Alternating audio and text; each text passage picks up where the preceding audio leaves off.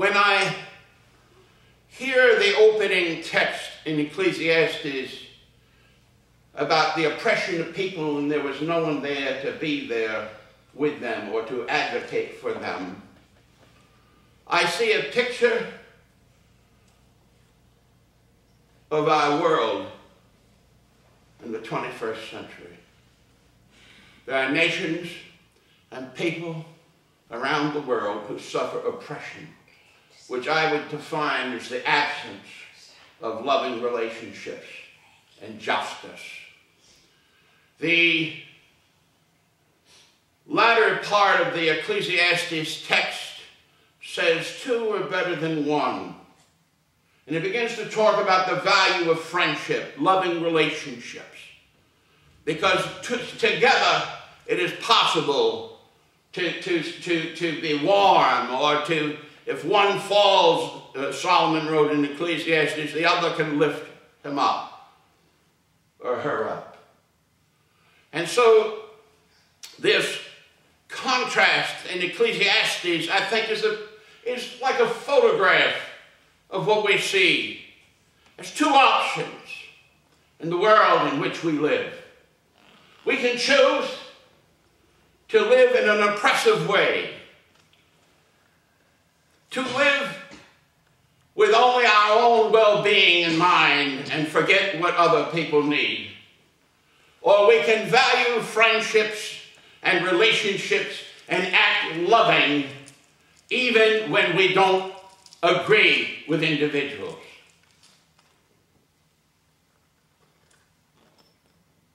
First Corinthians 13, for me, is the heart of the entire Bible. It's what gives me a picture of the pulsing heart of a God who loves people. It defines by exclusion what it means in God's priority system to be a person of faith. It discounts any spiritual gifts as taking a front seat. It's not eloquence. It's not just being charitable to others or even being a martyr that counts. Having great faith is lower on the list in this chapter than the one preeminent quality that defines who the God of the Bible is and who he calls us to be. The last line of 1 Corinthians 13 is memorable. Now abides faith, hope, and love.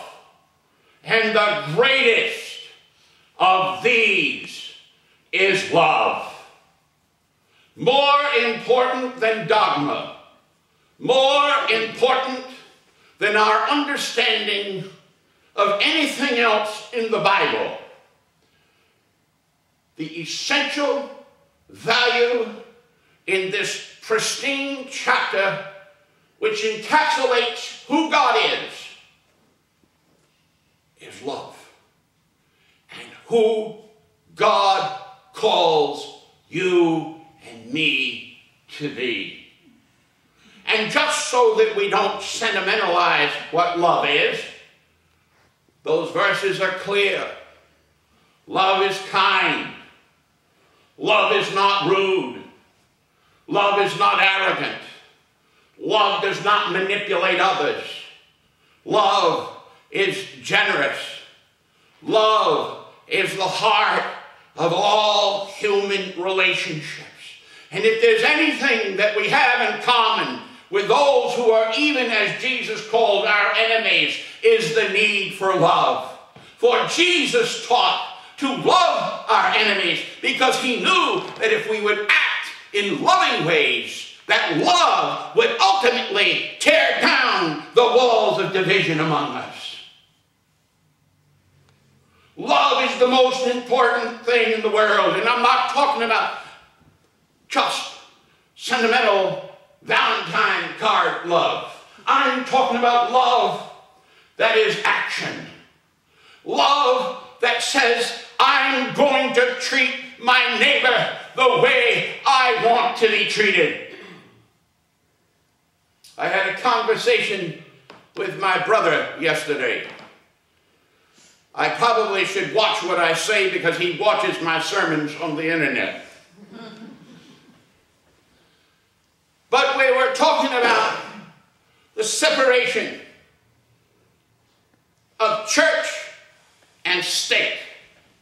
And I said to him, Donald, if this were an Islamic country this morning, every Christian I know would not want the government imposing Islamic beliefs on those of us who are not Islamic. And I said, so it is for those who live in this nation who are not Christians,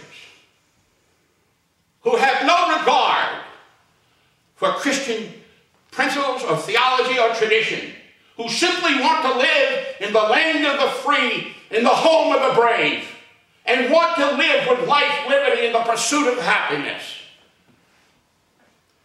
And I said to him, we cannot allow our personal Christian theology to dictate national policy. I said, do you get that? We go back and forth sometimes. He said, I hear you, which I interpreted to mean, Donald, that you heard what I said but probably didn't agree.